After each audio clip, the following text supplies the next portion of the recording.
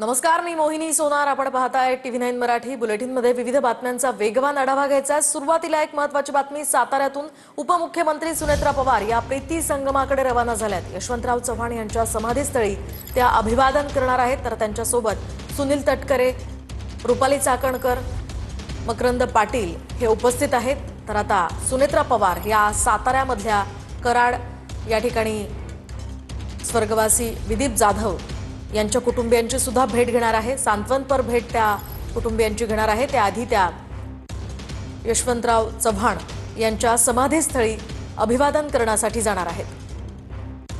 तर सध्या प्रीती संगमाकडे त्या रवाना झालेल्या आहेत. त्यानंतर कराडच्या विदीप जाधव यांच्या कुटुंबियांची सुद्धा त्या भेट घेणार आहेत.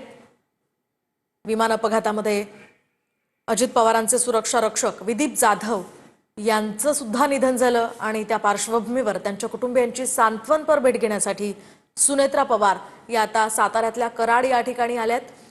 शासकीय विश्रामगृहातनं त्यांचा ताफा आता निघालेला आहे आणि आता यशवंतराव चव्हाणांच्या समाधीस्थळी अभिवादन करून त्या विदीप जाधव यांच्या घरी जाणार आहेत. त्यांच्यासोबत राष्ट्रवादी अजित पवार पक्षाचे सुनील तटकरे, रुपाली चाकणकर यासह मकरंद आबा पाटील हे उपस्थित आहेत. काही महत्त्वाचे नेते आहेत आणि आता सुनेत्रा पवार या यशवंतराव चव्हाण यांच्या समाधीस्थळी पोहोचत आहेत. आपण पाहतोय उपमुख्यमंत्रीपदी शपथ घेतल्यानंतर सुनेत्रा पवार या ऍक्टिव्ह पाहायला मिळत आहेत. तर आज साताऱ्यामध्ये ते आलेले आहेत. साताऱ्यातल्या कराड या ठिकाणी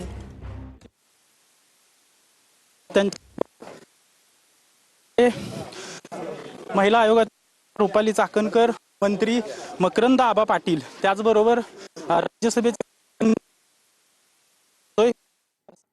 तर आपण पाहतोय सुनेत्रा पवार आता यशवंतराव चव्हाणांच्या स्मृतीस्थळावर जाण्यासाठी निघालेले आहेत आणि कराडमधील जे कार्यकर्ते आहेत किंवा अजितदादांवर फ्रेम करणारे जे सगळे कार्यकर्ते आहेत ते देखील या ठिकाणी आता आल्याचं आपल्याला पाहायला मिळतंय. मोठी गर्दी या ठिकाणी झालेली आहे आणि पोलिसांचा बंदोबस्त देखील वेगळा लावण्यात आल्याचं आपल्याला पाहायला मिळतंय. अगदी काही वेळात आता ज्या ठिकाणी महाराष्ट्र शिल्पकार, महाराष्ट्राचे पहिले मुख्यमंत्री यशवंतराव यांची जी ज्या ठिकाणी समाधी आहे त्या ठिकाणी उपमुख्यमंत्री सुनेत्रा पवार या पोहोचतील. त्यानंतर त्या ठिकाणी अभिवादन करतील, काही वेळ थांबतील आणि त्यानंतर त्यांचा सातारा जिल्ह्यात आज जो दौरा आहे तो लोणंदच्या ठिकाणी जे तरडगाव गाव आहे त्या ठिकाणी देखील त्या जाणार आहेत.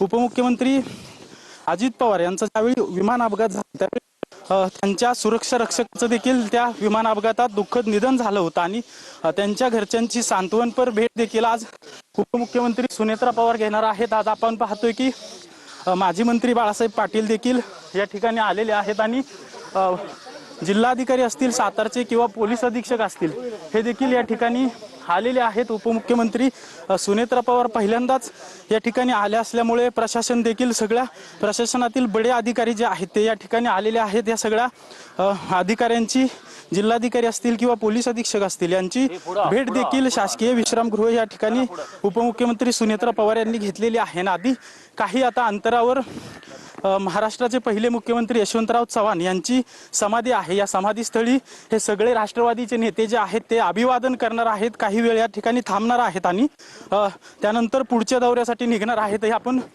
दृश्य पाहतोय. राष्ट्रवादीचे सगळे बडे नेते या ठिकाणी आल्याचं सध्या चित्र पाहायला मिळतंय. तर राष्ट्रवादीच्या पुण्यातील नेत्या रुपाली पाटील ठोंबरे देखील कराडमध्ये आलेल्या आहेत आणि त्या देखील आता उपमुख्यमंत्री सुनेत्रा पवार यांच्या सोबत असल्याचं आपण पाहतोय. उपमुख्यमंत्री पदाची शपथ घेतल्यानंतर पहिल्यांदाच हा सातारा जिल्ह्याचा दौरा सुनेत्रा पवार करत आहेत. खरं तर आणि त्यातील